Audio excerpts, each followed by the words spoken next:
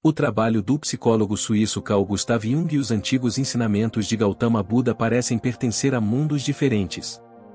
Eles se originam de culturas completamente diferentes, separadas por milênios e em dois extremos opostos da Terra. No entanto, algo mais fundamental do que estas diferenças os une. Isto é, a convicção de que o bem-estar do homem está enraizado na mente e que compreender a mente é a tarefa-chave da maturidade. Esse interesse comum pela psique levou Jung e o budismo a caminhos semelhantes de investigação. Às vezes eles chegavam a conclusões semelhantes, às vezes não. Mas ambos descobriram que há muito mais coisas na mente do que as pessoas imaginam. Ambos chegaram ao que hoje chamamos de inconsciente. Neste vídeo, compararemos os conceitos junguianos e budistas do inconsciente. Mas não de uma forma seca e erudita. Este vídeo será um sucesso se, no final, você tiver obtido algum conhecimento sobre sua própria mente. Então, com esse objetivo em mente, vamos começar. Mas antes de chegarmos ao inconsciente, comecemos pela consciência. A visão do Buda sobre a consciência é bem diferente daquela com a qual a maioria dos ocidentais está familiarizada. Para ele, a consciência é um fenômeno que surge quando os órgãos dos sentidos e os objetos dos sentidos entram em contato. Agora, o que isso significa? Os órgãos dos sentidos são 6. Existem os 5 que conhecemos no Ocidente: olhos, ouvidos, língua, pele e nariz. Mas no budismo a mente conta como um sexto, o órgão sensorial adicional. Os objetos dos sentidos correspondentes são imagens, sons, sabores, sentimentos, como no tato, cheiros e pensamentos. Observe como aqui um pensamento não é algo que a mente produz, mas algo que aparece à mente. Se sentirmos que os nossos pensamentos são os nossos pensamentos, originados do nosso eu, isso é tão pouco esclarecido como pensar que os sons que ouvimos se originam nos nossos ouvidos. Zumbido à parte. Grande parte da prática budista de meditação visa quebrar nosso hábito de nos identificarmos com os pensamentos. Se você quiser saber mais sobre isso, sugiro que dê uma olhada no meu vídeo anterior sobre o não-eu. De qualquer forma, você pode pensar nos órgãos dos sentidos como fechaduras e nos objetos dos sentidos como chaves. Quando a chave certa entra na fechadura certa, as portas da percepção se abrem. A consciência surge. Este modelo é extraordinário por pelo menos 2 razões. Primeiro, apresenta a consciência sem qualquer noção de sujeito ou eu. O budismo compara a consciência ao fogo. O fogo não é uma coisa em si ou independente. O fogo depende de combustível para queimar. Se não houver combustível, não pode haver fogo. Da mesma forma, se não houver objetos dos sentidos apropriados e órgãos dos sentidos presentes, não poderá haver consciência. Compare este modelo com todas as tradições de sabedoria que veem a consciência como uma essência primária. Como alguma realidade espiritual que existe independentemente do tempo e do espaço. Imediatamente você verá quão controversa era a teoria da mente do Buda. E ainda é. Há outra implicação profunda deste modelo. Nossos 6 órgãos dos sentidos só podem corresponder a um tipo de objeto dos sentidos. Por exemplo, o olho não consegue perceber cheiros, nem a nossa pele consegue sentir cores. Mas não há razão para presumir que os 6 tipos de objetos dos sentidos que percebemos sejam os únicos que existem. Por exemplo, um morcego não tem um órgão dos sentidos para a visão, uma planta, provavelmente, não tem um órgão dos sentidos para os pensamentos e um cogumelo provavelmente não tem um órgão dos sentidos para os sons. Para cada um desses tipos de organismos, o mundo aparece de maneiras totalmente diferentes. Isso significaria que o mundo da nossa experiência cotidiana não é nem um pouco objetivo. É antes o produto daquilo que os nossos corpos são capazes de perceber com os seus conjuntos limitados de órgãos dos sentidos. Um cego que andasse pelo Louvre só veria escuridão. Mas esta escuridão é e continua a ser a sua realidade. Não é menos verdadeiro do que a realidade de uma pessoa com visão que aprecia as obras de arte. Neste sentido, há pouca diferença entre o que chamamos de um mundo e o que os nossos corpos são capazes de processar e construir na nossa consciência. Só podemos experimentar a representação limitada da realidade que nossos corpos são capazes de gerar. O Buda chega a dizer que nossos corpos são o nosso mundo. Ele diz, e neste corpo de comprimento incompreensível, com suas percepções e pensamentos, eu proclamo que o mundo existe. A segunda 48, e isto obviamente vai contra toda a distinção sujeito-objeto que tomamos como certa no Ocidente. Ou como escreve Lord Byron, das montanhas, as ondas e os céus não são uma parte de mim e da minha alma, como eu faço deles. A questão aqui é que o universo do qual fazemos parte nos dotou de recursos limitados para percebê-lo, e muito menos para compreendê-lo. Nossa percepção mais clara do mundo só pode ser uma representação dele em baixa resolução. Na verdade, uma realidade nova e privada. O que seriam as montanhas, as ondas e os céus se não houvesse consciência para percebê-los como tais? O grande filósofo pré-socrático Heráclito tinha muito a dizer sobre como a nossa percepção cria o nosso mundo. Você pode conferir meu vídeo sobre ele se quiser saber mais. A sensação ilusória de que os humanos percebem uma realidade externa objetiva vem da circunstância de que as únicas entidades com as quais podemos discutir a realidade são ainda outros humanos. E todos nós temos o mesmo hardware e software. Se algum de nós tiver ideias engraçadas sobre o que é a realidade, nós o guardaremos em asilos para loucos. Mas o único argumento real a favor dos sãos versus os insanos é que os primeiros superam os últimos. Alegadamente. Uma discussão desesperada, se é que alguma vez existiu. De qualquer forma, aqui Jung diria tudo bem, mas... Imagine um menino cuja mãe é fria e pouco amorosa. Esse menino cresce toda vez que conhece uma mulher, ele se esforça para agradá-la. Ou ele interpreta o comentário mais inocente dela como uma ofensa dirigida pessoalmente a ele. Assim, mesmo depois de a mãe do homem adulto não estar mais presente, a visão de uma mulher desencadeia seu comportamento infantil. Como isso pode ser explicado pela teoria dos órgãos dos sentidos e dos objetos dos sentidos? Se as chaves que uma vez abriram certos traumas não estão mais presentes, como esses traumas continuam surgindo? Os discípulos do Buda também se depararam com este problema à sua maneira. Tornou-se mais óbvio para a escola budista do Yogacara, que consistia nos meditadores mais avançados que o mundo já conheceu. Os monges Yogacara podiam entrar em estados de meditação tão profundos que seu fluxo de consciência pararia e todas as aflições mentais desapareceriam. Dessa forma, eles extinguiram os 3 fogos budistas do desejo, do ódio e da ignorância. O problema é que esses estados nunca duraram. Assim que saíram da meditação, os monges descobriram que estavam de volta ao seu eu normal e não iluminado. Mas como podem o desejo, o ódio e a ignorância reaparecer depois de terem sido extintos?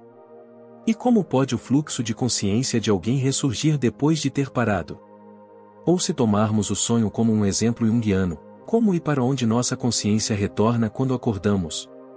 Tanto para Jung quanto para os budistas Yogacara, esses tipos de questões apontavam na mesma direção. A consciência por si só não é suficiente para explicar a experiência humana. Deve haver alguma região adicional da mente que permaneça ativa mesmo quando a consciência se dissolve. Essa região de fundo deve ser o que conecta e acompanha todas as nossas experiências momentâneas. Os budistas chamavam esse contexto da mente de Layavigna, que significa consciência de armazém. Jung chamou isso de inconsciente. Ele descreveu assim, tudo o que eu sei, mas no qual não estou pensando no momento, e tudo o que é percebido pelos meus sentidos, mas não notado pela minha mente consciente, tudo o que, involuntariamente sem prestar atenção, sinto, penso, lembro, quero fazer, todas as coisas futuras que estão se formando em mim e que algum dia virão à consciência, tudo isso é o conteúdo do inconsciente. Tanto para Jung quanto para os budistas Yogacara, o inconsciente é como o que os físicos modernos chamam de matéria escura. Não é algo que alguém possa observar diretamente, caso contrário seria consciente, mas deve existir para dar conta dos fatos da realidade. Se isso lhe parece um argumento desesperado, você está certo. Nossas melhores tentativas de compreender a realidade profunda só podem ser assim, desesperadas. Então, o que o inconsciente explica? Bem, que tal você? Um eu só pode existir por causa do inconsciente. Deixe-me elaborar. A consciência é momentânea. Ouça isso bem. Bem, você esteve consciente daquele som por um momento, mas agora ele desapareceu. Agora só resta a memória do som e logo ela também desaparecerá. Isso se aplica a todas as experiências que você já teve. Se você tivesse apenas a sua consciência, haveria apenas um fluxo incessante de experiências desconectadas, sem qualquer narrativa que as conectasse. Sua mente seria como uma panela sem o fundo. Não importa quanta experiência seja investida nele, ele permaneceria vazio de conceitos como o eu e o mundo. Este insight vem dos budistas Yogacara. Eles entenderam que a sensação de ser um eu separado é uma história que contamos a nós mesmos com base em um reservatório de experiência que acumulamos ao longo da vida. E onde esse reservatório está armazenado? Não na consciência, isso é certo, consciência é o contato momentâneo dos órgãos dos sentidos com os objetos dos sentidos. Portanto, nossas experiências passadas devem ser registradas em um Layavigna, um depósito inconsciente da mente. Então, vamos resumir o modelo Yogacara. A experiência consciente ocorre quando qualquer um dos 6 órgãos dos sentidos entra em contato com seus objetos sensoriais correspondentes. Essas 6 correntes de experiência são unidas em uma imagem coerente do mundo por meio de um 7º tipo de consciência. Isto é chamado de Mnasvijna, que significa consciência mental. Em termos junguianos, o Mnasvijna é o ego, a sensação de ser um eu que vivencia um mundo. O ego é vital para dar sentido ao mundo, mesmo que nos leve a todos os tipos de comportamento ilusório. Depois que as experiências são conceituadas e relacionadas ao ego, elas finalmente afundam no Layavigna, o depósito inconsciente da mente. Lá, eles permanecem adormecidos até que as condições certas os façam surgir na superfície da consciência. Deixe-me dar um exemplo de como isso funciona na vida real. Um menino intimida outras pessoas na escola. O Mnasvijna extrapola dessas experiências um senso de identidade que é sádico e busca poder sobre os outros. Isso fica impresso no depósito de sua mente. Quando a criança cresce, ela entra no mundo corporativo. Lá, ele vê como as pessoas no poder podem intimidar seus subordinados de todas as maneiras sutis. Isso desencadeia suas memórias de infância do Layavigna e o inspira a subir na hierarquia corporativa para que possa ter poder sobre os outros. Eventualmente, ele se torna um chefe tirânico e reforça seu senso sádico de identidade.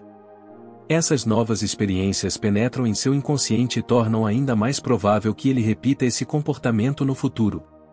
Os budistas comparam esse processo à forma como a água da chuva se acumula em canais no solo. Quanto mais o tempo passa e mais chove, mais profundos ficam esses canais. Finalmente, eles se transformam em rios. É assim que com o tempo as nossas ações se tornam hábitos e os nossos hábitos se tornam o nosso eu. Os budistas também usam as sementes como metáfora. Nosso inconsciente é como o solo e nossas ações e experiências são sementes que ali são plantadas. Quando surgem as condições adequadas, estas sementes amadurecem em novas ações e experiências. Isso explica como nosso passado permanece conosco e determina nosso presente e futuro. Um psicoterapeuta investigaria sua infância, um budista investigaria suas vidas passadas. Quer você chame isso de trauma ou karma, o princípio é o mesmo. Esta é uma visão profunda da psique humana, mas há algo faltando. E Jung seria o primeiro a apontar isso. Ele descobriu um aspecto adicional do inconsciente que os budistas nunca encontraram. Vejamos nosso exemplo anterior do valentão que se torna um chefe tirânico. Uma noite aquele homem teve um sonho horrível. Em seu sonho, ele entra em uma sala de espelhos. Em cada espelho ele vê seu reflexo cometendo terríveis atos de violência. O homem acorda do sonho horrorizado. Durante todo o dia seguinte, ele não consegue se livrar do sentimento de culpa. Ele começa a observar seu comportamento no trabalho e, para sua vergonha, descobre o quanto ele é idiota com todos. Agora, este é um exemplo inventado, mas acho que todos podemos nos identificar com ele. Nossos sonhos às vezes nos mostram verdades desconfortáveis sobre nós mesmos que não podemos ou não queremos enfrentar em nossas vidas despertas. Jung chamou isso de compensação inconsciente. O que ele quis dizer é que o nosso inconsciente procura equilibrar a atividade da nossa mente consciente. Tomando emprestado de Newton, Jung nos diz que toda ação consciente causa uma reação igual e de direção oposta no inconsciente. Alguém que age de forma violenta pode ter sonhos que o confrontam com sentimentos de culpa reprimidos. Por outro lado, alguém que reprime a sua raiva pode ter sonhos que a encorajam a defender-se mais. Se você já prestou atenção aos seus próprios sonhos, saberá que isso acontece. E, no entanto, o modelo mental Yogacara ignora isso completamente. Na visão Yogacara, o inconsciente simplesmente armazena e amplifica a experiência. As sementes da ira produzem uvas da ira. Mas, como podemos ver em nossos sonhos, às vezes o inconsciente vira a experiência consciente de cabeça para baixo. Acredito que há uma razão importante pela qual Jung entendeu isso, mas os budistas não. Veja, os yogacarins estavam apenas preocupados em como acabar com os hábitos prejudiciais à saúde apoiados pelo Laya Vigna. Além disso, o inconsciente não lhes interessava. Eles sabiam como purificar a consciência aqui e agora. Mas para acabar definitivamente com o sofrimento, eles queriam aprender a limpar o inconsciente. Isso foi até onde foi o interesse deles. Jung, por outro lado, via o inconsciente como fonte de sabedoria e orientação. Ele sabia que continha muito mais do que a consciência desperta e queria aprender com isso. Essa atitude o levou numa direção que os budistas nunca pensaram seguir. Isso fez fazer uma de suas perguntas mais profundas e controversas. Jung perguntou se a consciência sonha e afunda no inconsciente. Poderia o inconsciente também sonhar e afundar em um inconsciente ainda mais profundo? Foi essa estranha questão que levou Jung à sua maior descoberta, do inconsciente coletivo. O inconsciente coletivo é uma ideia tão profunda e controversa que abordá-lo tornaria este vídeo 2 vezes mais longo do que já é. Mas também não podemos deixá-lo completamente de fora. Lembra como Jung e os budistas descobriram o inconsciente? Eles observaram que a própria consciência é demasiado limitada para dar conta de todos os seus conteúdos. A conclusão foi que esses conteúdos deviam vir de algum outro lugar e alguma região mais profunda e oculta da mente. Bem, Jung continuou esse mesmo raciocínio um passo adiante. Ele observou que os sonhos de seus pacientes se referiam principalmente às suas experiências pessoais, como nosso exemplo com o agressor. Isso era de se esperar. Mas, para espanto de Jung, às vezes seus pacientes sonhavam com coisas que nada tinham a ver com suas vidas pessoais.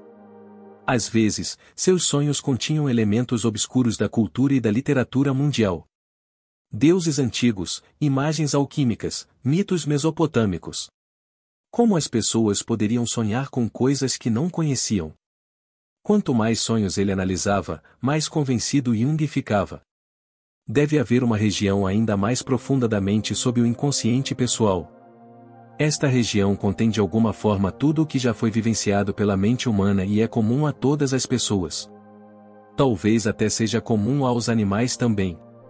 Jung chamou isso de inconsciente coletivo.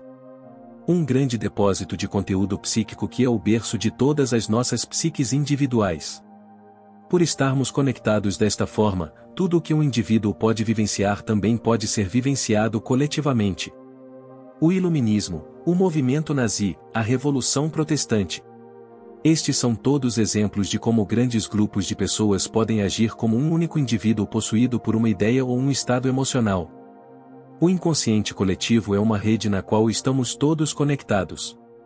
Nossas ações surgem e contribuem para a rede de todas as mentes individuais. Esta é obviamente uma ideia controversa. E isso teria aterrorizado os budistas. Não só existe a consciência que deve ser libertada e não só o inconsciente deve ser libertado. Mas há também o inconsciente coletivo de todos os seres sencientes que deve ser libertado do sofrimento.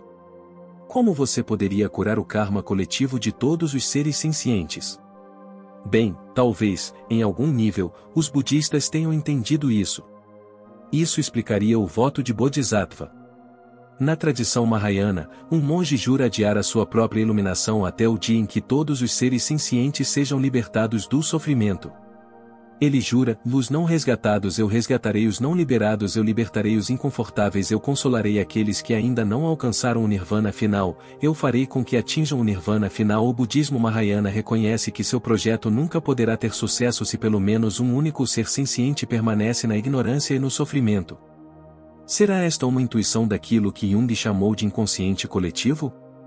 Acredito que todos os místicos do mundo nos ensinam que, em algum nível profundo, somos todos como folhas de uma árvore. As muitas folhas criam a ilusão de muitos seres. Mas no final, existe apenas a árvore que vive através de cada um de nós. Devemos acreditar a Jung a sua tentativa séria de dar uma expressão científica a esta ideia. Não admira que seus críticos o tenham acusado de misticismo. Já cobrimos muito terreno aqui, mas, na verdade, apenas arranhamos a superfície da teoria da mente junguiana e budista. Nem sequer mencionamos os arquétipos e complexos junguianos nem exploramos o karma e o renascimento budistas. Deixo isso para vídeos futuros. Espero que você saia dessa sabendo que sua mente é muito mais misteriosa e complexa do que parece. E o que você chama de o eu ou é apenas a ponta de um iceberg que vai tão fundo que pode acabar sendo o que chamamos de Deus.